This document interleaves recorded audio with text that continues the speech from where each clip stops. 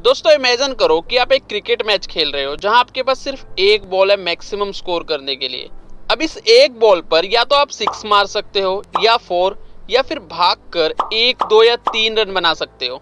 अब ज्यादातर लोगों ने सोच लिया होगा कि वो रिस्क लेंगे और सिक्स मारने का ही ट्राई करेंगे, लेकिन उसी टाइम वहां पर एक आदमी आ जाता है जिसकी एंट्री एक लग्जरी कार में होती है और उसकी साइड वाली सीट पर ना बहुत सारी ट्रॉफीज भी रखी होती हैं। और वो आप लोगों से कहता है कि अगर आप उसका कोर्स लोगे जो कि सिर्फ 99 रुपीज का है, तो वो आपको एक सीक्रेट बताएगा कि कैसे आप हर बार एक बॉल पर ही 10, 12, 14 या उससे ज्यादा रन्स बना सकते हो। अब ज्यादातर लोगों को ये पता होगा कि ये चीज प्रैक्टिकल नहीं है, उनका काटने की कोशिश की जा रही है। लेकिन जिन लोगों को क्रिकेट के बारे में नहीं पता, वो उस आदमी का कॉन्फिडेंस और ट्रॉफीज देखकर इन्फ्लुएंस हो जाते हैं और उसका कोर्स भी खरीद लेते हैं, जिसमें वो उन्हें बताएगा कि जब भी बॉलर नो बॉल करे तो आपको सिक्स मारने का ट्राई करना है, और ऐसे करके आप एक बॉल पर 10, 12 या उससे ज्यादा रन्स भी बना सकते हो। जिसके बाद वो उन पैसों से जो उसे कोर्स बेचकर मिले होते हैं कुछ और ट्रॉफीज खरीद लेता है। दोस्तों अब तक आप समझ तो गए ही होंगे कि मैं किन लोगों की बात कर रहा हूँ। इंडिया में ज्यादातर लोगों को शेयर मार्केट की नॉलेज नहीं है, इसलिए बिगनर्स ऐसे लोगों की बातों में बहुत जल्दी आ जाते हैं और पूरी लाइफ उस नो बॉल का वेट करते रह जाते हैं और फिर कहते हैं शेयर मार्केट सट्टा बाजार है।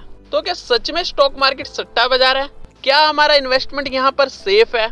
और क्या यहाँ हमें बैंक एफडी, गोल्ड या रियल एस्टेट जैसे बाकी इन्वेस्टमेंट ऑप्शंस से ज्यादा रिटर्न्स मिल सकते हैं? दोस्तों इस वीडियो में इन सभी सवालों के साथ साथ और भी बहुत सारे सवालों का जवाब एकदम आसान भाषा में मिलने वाला है। मतलब जो भी सवाल स्टॉक मार्केट को लेकर एक आम आदमी के दिमाग में आ सकते हैं ना, हमने उन सभी सवालों को कवर करने की कोशिश की है। सबसे पहले बात करते हैं कि लोग स्टॉक मार्केट को सट्टा बाजार क्यों बोलते हैं। शेयर मार्केट सट्टा बाजार है या नहीं है, इस चीज पे डिपेंड करता है कि आप इसका कैसे यूज करते हो। नहीं समझे? चलो समझाता हूँ।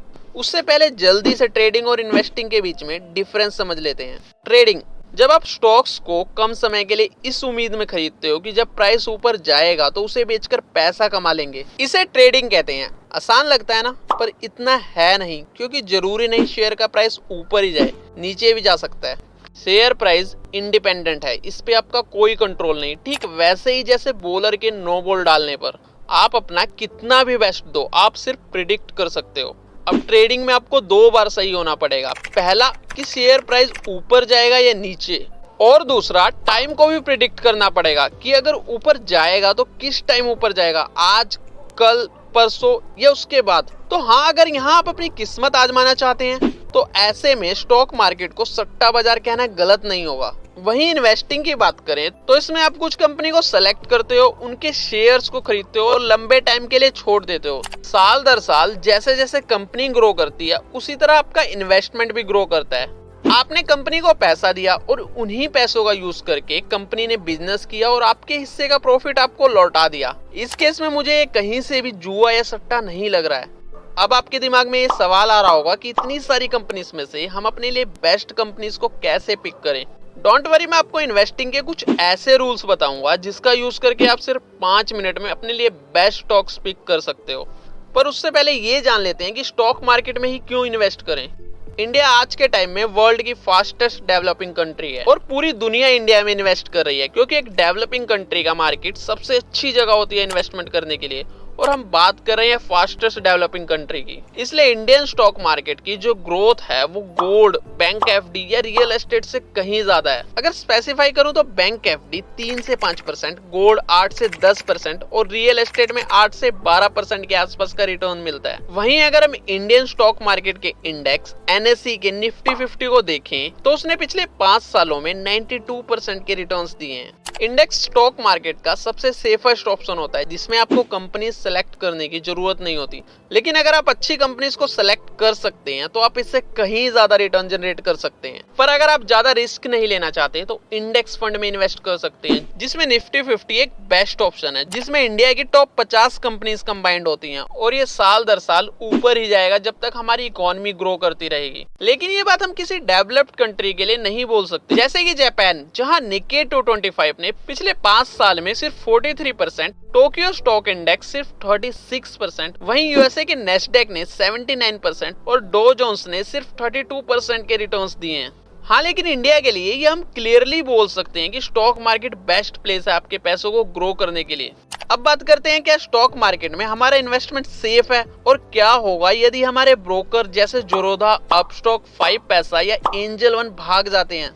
दोस्तों, जब आप किसी भी ब्रोकर के थ्रू स्टॉक्स बाय करते हो तो स्टॉक्स आपके डीमैट अकाउंट में डिपॉजिट किए जाते हैं, जिसे government authorised body CDSL manage करती है। ब्रोकर सिर्फ एक जरिया होते हैं जिनकी मदद से आप घर बैठे स्टॉक्स बाय या सेल करते हो। तो हाँ, अगर ब्रोकर्स भाग भी गए तो आपके शेयर CDSL के पास सेफ हैं। अब बात करते हैं उन 5 रूल्स की जो आपको स्टॉक्स पिक करने में मदद करेंगे। रूल नंबर 1, अपना खुद का बाइंग डिसीजन बनाएं। मान लीजिए आपका दोस्त आपसे पूछता है कि फरारी या लैम्बोर्गिनी, यहाँ आप उसे शायद 1 मिनट से भी कम समय में जवाब दे देंगे, लेकिन अगर आपको खुद को इन दोनों में से एक कार खरीदनी हो तो शायद आप 1 महीने में भी डिसाइड ना कर पाए। इसलिए रूल नंबर 1 है, टिप से दूर रहें और खुद ही डिसाइड करें। रूल नंबर 2, कंपनी की हिस्ट्री को देखें। फॉर एग्जाम्पल, एशियन पेंट्स ने पिछले 10 साल में इन्वेस्टमेंट को 7 गुना किया और उससे पिछले 10 सालों में 16 गुना। देखो बॉस, जिस कंपनी की पिछले 10-20 सालों से हिस्ट्री रही है पैसा बनाने की, वो आने वाले 10-20 साल भी पैसा बनाएगी ही बनाएगी। रूल नंबर 3, उन कंपनीज में इन्वेस्ट करो जिनके प्रोडक्ट आपने एक्सपीरियंस किए हो या उनके बारे में अच्छे से जानते हो। ऐसा सोचो कि आप कंपनी में नहीं, उस पूरी कंपनी को ही खरीद रहे हो।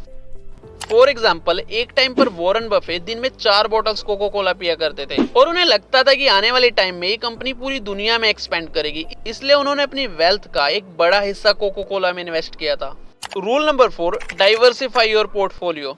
दोस्तों, कंपनी जब अच्छा परफॉर्म करती है, स्टॉक प्राइस भी अच्छा परफॉर्म करता है, लेकिन किसी एक कंपनी के फ्यूचर में फेल होने के बहुत से कारण हो सकते हैं जो हमें अभी नहीं पता। इसीलिए कहते हैं don't put your all eggs in a single basket. तो एक कंपनी पे डिपेंड रहने के बजाय कई कंपनीज में इन्वेस्ट करना ज्यादा बेहतर है। उनमें से अगर 1-2 फेल भी हो जाती हैं या कम रिटर्न्स देती हैं, तब भी बाकी कंपनियां आपके पैसे को अच्छा खासा ग्रो कर देंगी। एक पोर्टफोलियो में 20 से 25 कंपनीज का नंबर एक स्वीट स्पॉट माना जाता है।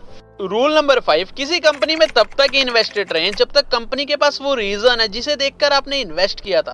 जैसे रिलैक्सो अकेली फुटवेयर कंपनी थी जो कई सालों से स्टॉक मार्केट में लिस्टेड थी, लेकिन लास्ट ईयर कैंपस फुटवेयर्स भी स्टॉक मार्केट में लिस्ट हो गई। अगर ऐसे में किसी ने कंपटीशन ना होने की वजह से रिलैक्सो में इन्वेस्ट किया होगा, लेकिन अब कंपटीशन आ जाने की वजह से वो अपना इन्वेस्टमेंट वापस ले लेगा। दोस्तों, ये था स्टॉक मार्केट का बेसिक, और यकीन मानिए सिर्फ इतना ही चाहिए। इसके अलावा अगर आपका कोई सवाल है तो आप कमेंट करके पूछ सकते हैं, और वीडियो अगर आपको अच्छा लगा हो तो इसे लाइक करके हमारा मोटिवेशन भी बढ़ा सकते हैं।